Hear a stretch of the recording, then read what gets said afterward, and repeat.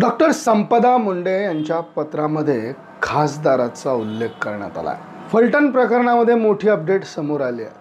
मंडळी, फलटण उपजिल्हा रुग्णालयात डॉक्टर संपदा मुंडे यांनी आत्महत्या केल्यानंतर आता खळबळजनक खुलासे समोर येतात। डॉक्टर संपदा मुंडे यांनी त्यांच्या हातावर सुसाईड नोट लिहिल्याचं समोर आलं। डॉक्टर संपदा मुंडे यांनी लिहिलेल्या आणखी एक पत्र हे देखील समोर आलेलं आहे। या पत्रात खासदार आणि त्याचा स्वीय सचिवाचा उल्लेख आहे। सातारा जिल्ह्यातील फलटण उपजिल्हा रुग्णालयात महिला डॉक्टर संपदा मुंडे यांच्या आत्महत्येच्या धक्कादायक प्रकरणाने साताऱ्यासह राज्यामध्ये खळबळ उडाली आहे। तरुणी डॉक्टरने आपल्या हातावर सुसाईड नोट लिहित आयुष्य संपवलं आहे। डॉक्टर मुंडे या काही दिवसांपासून वैद्यकीय तपासणी संदर्भात पोलिसांशी झालेल्या वादामुळे सतत चौकशीच्या सामोऱ्याला जात असल्याची माहिती समोर आली। याच चौकशी समितीला सादर करण्यात आलेलं एक पत्र समोर आलेलं आहे। डॉक्टर संपदा मुंडे यांच्यावर पोलिसांचा वैद्यकीय क्षेत्रातील काहींचा दबाव होता। वैद्यकीय तपासणीसाठी पोलिसांकडून काही संशयित आरोपींना घेऊन जाण्यात आलं।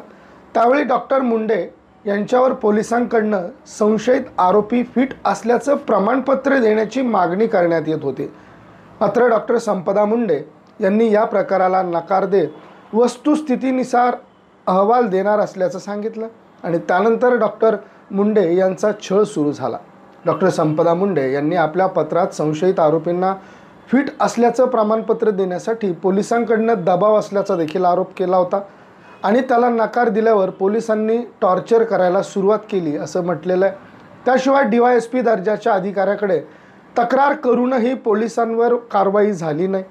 पोलिसांसाठी डॉक्टर संपदाला खासदाराचा फोन आल्याचं देखील समोर येतं आहे।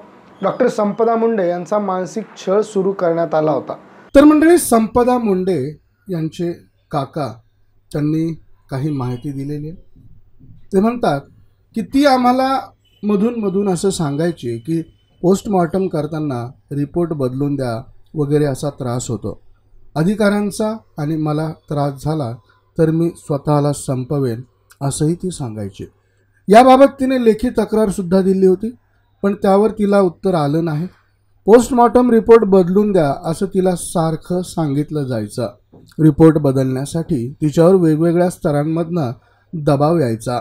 तिला हे सगळं सहन होत नव्हतं, त्यामुळे तिने जवळच्या लोकांनाही सांगितलं की मला त्रास झाला तर मी स्वतःला संपवेन, बाकी आम्हाला फार माहिती नाही असं डॉक्टर संपदा मुंडे यांच्या काकांनी माहिती दिलेली आहे। तर शंभूराज देसाई यांनी देखील काही माहिती दिली आहे।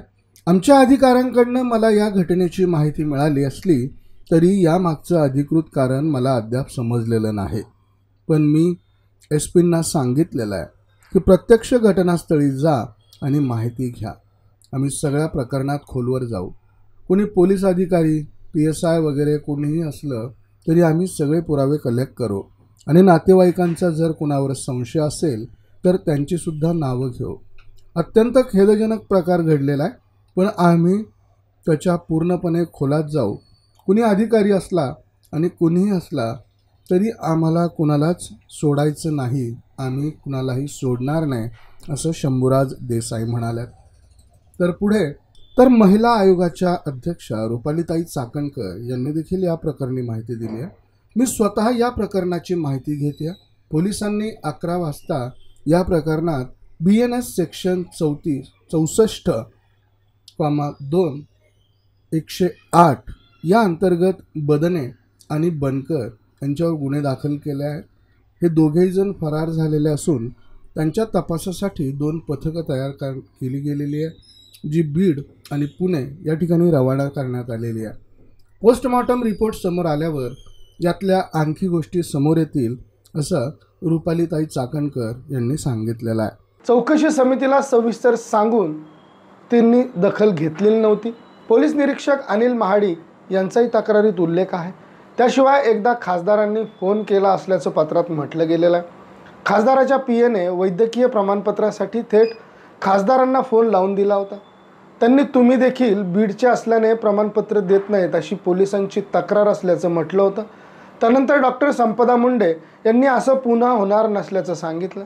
जूनमध्ये केलेल्या तक्रारीची दखल न घेतल्याने 13 ऑगस्ट रोजी त्यांनी पुन्हा माहिती अधिकार टाकून DYSP कार्यालयाकडून आणि त्या कार्यालयाच्या ऑफिसकडनं माहिती मागवली होती. मात्र तपासामध्ये कोणतेही सहकार्य होत नसल्यानं आणि शारीरिक तसेच मानसिक अत्याचार होत असल्याने डॉक्टर संपदा मुंडे यांनी अखेर टोकाचा निर्णय घेत आयुष्य संपवलं.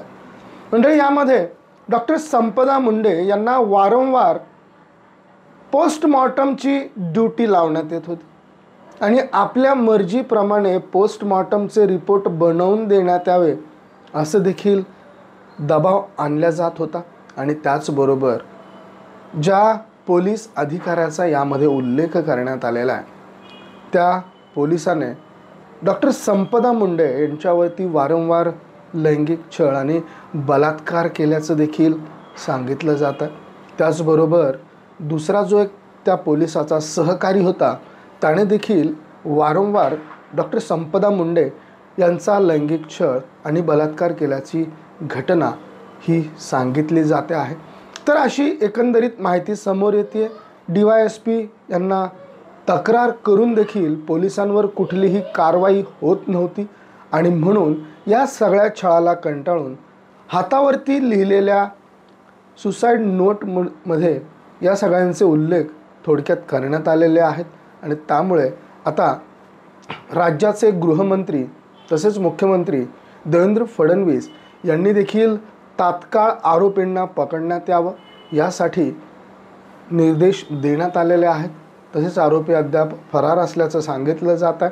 त्याचबरोबर महिला आयोगाने देखील मोठ्या प्रमाणात तक्रारी दाखल करायला सुरुवात केलेली आहे आणि आरोपींवर तसेच पोलिसांवर देखील ताशेरे महिला आयोगाने ओढलेले आहेत. तर अशा पद्धतीने एका डॉक्टर असलेल्या महिलेचा तरुणीचा या अशा घटनांमध्ये बळी गेलेला आहे आणि मानसिक तसेच शारीरिक छळामुळे ही सगळी घटना घडल्याचं समोर येतं. मंडळी, याबद्दल तुमच्याकडे असलेली आणखी काही माहिती आणि तुम्हाला माहीत असलेले प्रकार यामध्ये कमेंटमध्ये अवश्य नोंद करा. व्हिडिओ तुम्हाला आवडला असेल तर शेअर जरूर करा. बघत रहा मराठी एक्सप्रेस. धन्यवाद.